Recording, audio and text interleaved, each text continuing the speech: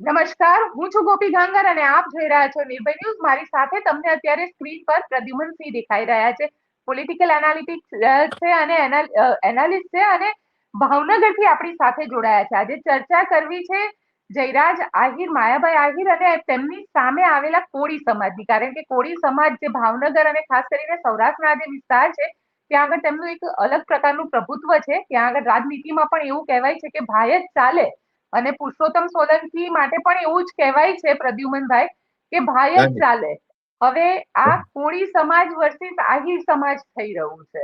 આને કઈ જી રીતે જોવામાં આવી રહ્યું છે ત્યાં? ચોક્કસ ભાઈ જ ચાલે, ચોક્કસ વાત છે. પણ ભાઈ આ પ્રકારના વિવાદોમાં જલ્દી પડતા નથી. ભાઈનો એક સ્વભાવ છે કે દરેકની સાથે હળી મળીને રહેવું. ભાઈનો જનરલી સ્વભાવ છે. ભાઈ એટલા વર્ષથી છે જાહેર જીવનમાં ભાવનગર જિલ્લામાં, પરંતુ ક્યારેય કોઈ જ્ઞાતિલક્ષી વાતમાં એટલા બધા પડ્યા નથી.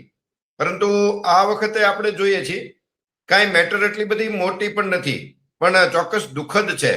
જે દુઃખદ છે, જે મારામારી થઈ છે, અને આપણે દુઃખદ છે એને સ્વીકારીએ. પરંતુ જે શરૂઆત થઈ છે એ વાતમાં કાંઈ નથી. એક મેનેજિંગ ટ્રસ્ટી અને ટ્રસ્ટી, એક શબ્દ, માત્ર એક શબ્દ વધારે ભૂલથી બોલાણો. અને માયાભાઈ આહિર તો એક સેલિબ્રિટી છે અને ડાયરા જનરલી કરે છે, એટલે એમાં કદાચ એક શબ્દમાં ફેરફાર થયો. એમાં એ પણ એમને તરત માફી માગી લીધી. હવે એ માફી માગી લીધા પછી જ મેટર ત્યાં પૂરી થઈ ગઈ હોય, એને આપણે સોશિયલ મીડિયામાં પાછું વાયરલ કરવું કે પોતાનો અહમ સંતોષવા માટે મોટી મોટી વાતો કરવી કે કેમ માયાભાઈ માફી માગી કે નહીં, માગવી પડી કે નહીં, વિષય જ એવો નથી.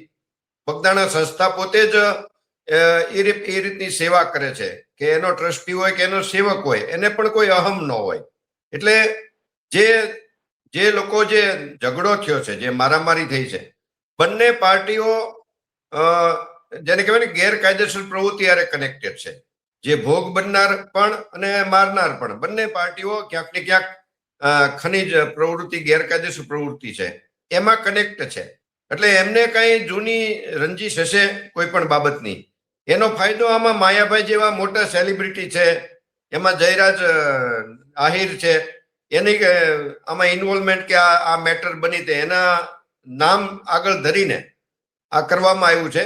જે એને એક રાજકીય દુશ્મનો પણ હોય માયાભાઈના, જે રીતે કે ક્યાંક ને ક્યાંક એમને બદનામ કરીએ કે ક્યાંક અંદર હોય, ઇન્વોલ્વ હોય એવું ઊભું કરીએ.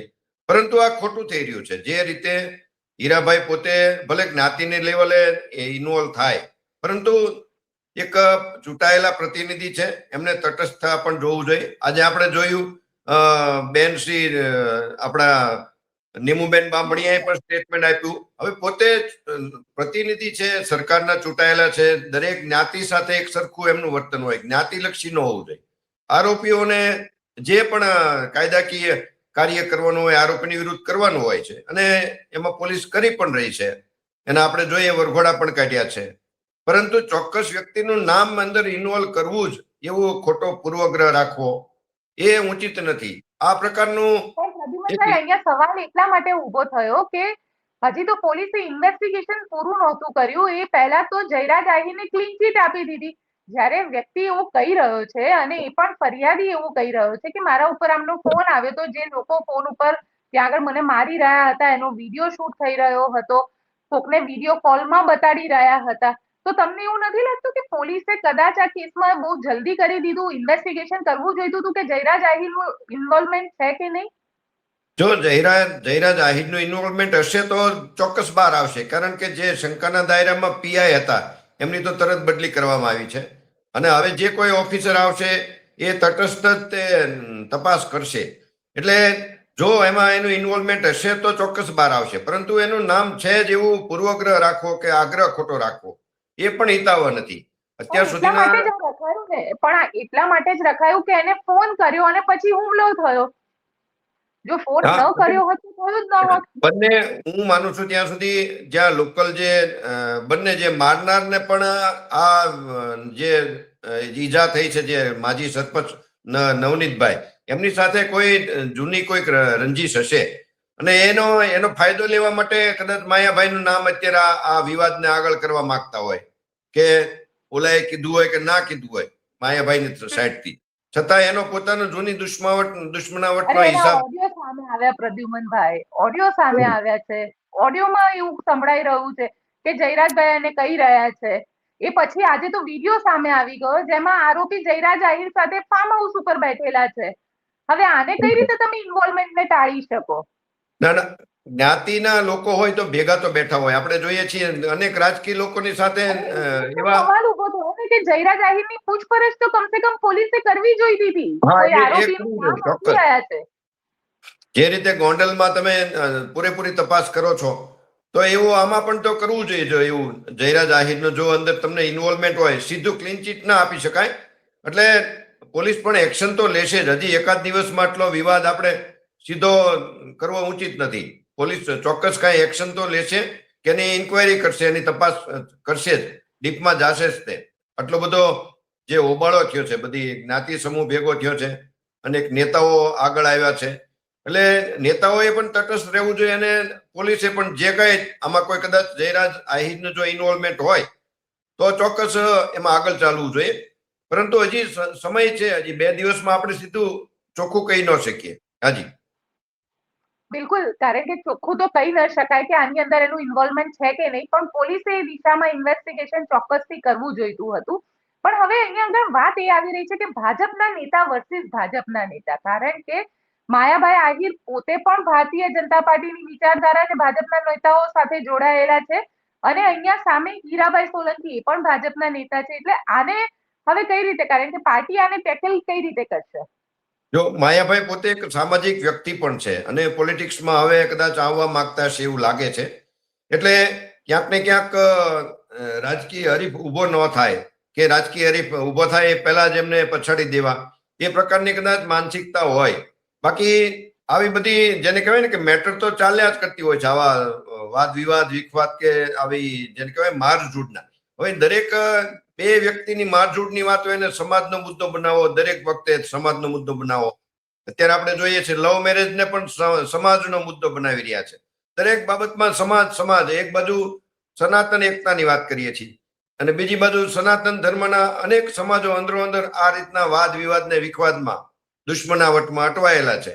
એટલે આખરે નક્કી કરવાનું છે કે કઈ વાત સાચી છે અને ગમે તે વાતમાં સમાજને નાખવો એ ઉચિત નથી. અને પોલીસ આપણે જોઈએ છીએ એટલી તટસ્થતાથી કામ કરી રહી છે. જો જયરાજ આહિરનું એમાં નામ હશે જોયા તો એ ચોક્કસ એનું નામ પણ બહાર આવશે. આપણે ગોંડલમાં પણ જોયું કે એમનો જવાબ લેવામાં આવ્યા કે જે કાંઈ એની પ્રોસેસમાંથી ગોંડલના પણ જે મોટા માથા છે એ આમાં એને ઇન્વોલ્વ થવું પડ્યું તપાસમાં. એ જ રીતનું આમાં પણ થશે. પણ ધીરજ રાખવી દરેક સમાજે એટલી જ જરૂરી છે. હાજી, તમે કહી રહ્યા છો કે સમાજે ધીરજ રાખવી જરૂરી છે. વાત સાચી છે, કારણ કે ક્યાંક સમાજ વચ્ચે આવે પછી એક અલગ પ્રકારનું પ્રેશર પોલિટિકલી ક્રિએટ થતું હોય છે. પણ આ આખા મામલાની અંદર જે, કારણ કે પોલીસ ઉપર પણ સવાલ ઉભા થયા, પોલીસની સસ્પેન્ડ કરવા, પોલીસની બદલી કરવામાં આવી, આ આખા કેસની અંદર હવે આપને શું લાગી રહ્યું છે કે ક્યાંક સમાધાન પણ થઈ શકે ખરું? જી જી, ચાન્સ ખરા. સમાધાનના પૂરા ચાન્સ છે. જે રીતે સરકારમાં પણ તુરંત એક્શન લેવાયેલા છે. સરકારે પૂરા પ્રયાસ કર્યા છે કે આ મુદ્દો ત્યાંથી શમી જાય. અને જે રીતે એમના નેતાઓ, જે કોળી સમાજના નેતાઓ જે રીતે એમાં ઇન્વોલ્વમેન્ટ છે, એમાંથી એકાદ બે નેતાઓની ઈચ્છા પણ એ હોય કે આ સમાધાનના માર્ગે થશે. એટલે આવનારા સમયમાં એમાં સમાધાનનો રસ્તો આવશે. બાકી તો જો કારણ વગરના કોઈ મોટી જ્ઞાતિ સમૂહ હોય ગમે તે બાબતમાં આ રીતના સંગઠન બતાવીને એ વન સાઇડ નિર્ણય લેવા માટે મજબૂર કરવા એ ઉચિત નથી. તો નાનામાં નાની જે બધી નાની જ્ઞાતિઓ છે જેને આપણે કાટિયાવરણ કહી છીએ, તો આવનારા સમયમાં એ જ્ઞાતિઓ પણ ના છૂટકે એકજૂટ થશે. એનાથી વર્ગ વિગ્રહ થાય અને નવા સમીકરણો ઉભા થાય. એ ઉચિત નથી. દરેકે પીઢતાથી ચાલવાની જરૂર છે. દરેક સમાજે પોતાની કોઈ મોટો જ્ઞાતિ સમૂહ હોય, વસ્તી મોટો હોય, એનાથી તમારે પોતાનું શક્તિ પ્રદર્શનનો ખોટો ઉપયોગ ન કરવો જોઈએ. હાજી, બિલકુલ પ્રદ્યુમનભાઈ, આપ અમારી સાથે જોડાયા તેના માટે આપનો ખૂબ ખૂબ આભાર.